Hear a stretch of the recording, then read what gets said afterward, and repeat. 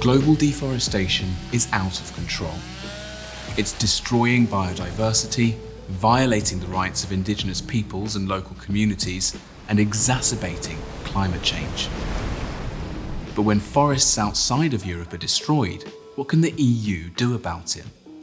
Well, potentially quite a lot. Let's say a company from another country exports coffee to the EU. As things stand, governments and consumers can't know for certain if that coffee was produced on land that was deforested. So products being bought and sold in Europe can end up driving global deforestation. But now, the European Commission has proposed a new regulation to change this. They've identified 6 commodities linked to deforestation. Companies exporting them to the EU would need to provide a geolocation of the area used for production to prove it wasn't recently deforested. They'd also need to prove that national laws hadn't been violated.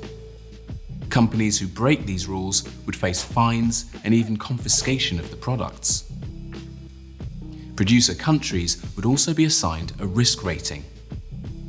For example, countries with higher deforestation rates or lax environmental laws would be seen as high risk. So products from there would undergo greater scrutiny. This regulation is a huge step forward in tackling global deforestation. But unfortunately, the proposal has 5 loopholes that could severely limit its impact. Firstly, who decides if a product is legally produced? This regulation says it's the country of origin, but what if their laws fail to protect the land rights of communities? Well, then, this trade continues to cause harm. The commodities identified by the EU aren't the only drivers of deforestation. In fact, 3 of the worst culprits are noticeably absent from the proposal: rubber, maize, and canned meat. Products like cocoa are often produced by smallholders making less than $1 a day.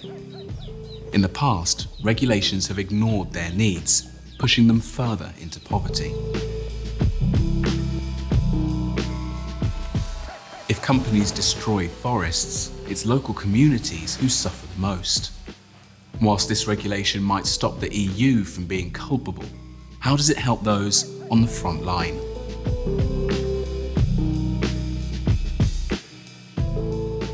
Even if this regulation does succeed in making EU supply chains deforestation-free, that doesn't stop companies from selling these products elsewhere, meaning global deforestation continues to rise.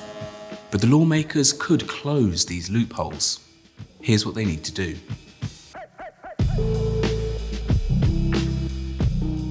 For goods to qualify as legal, they should make sure they're produced in line with international human rights standards, thereby protecting the land rights of communities.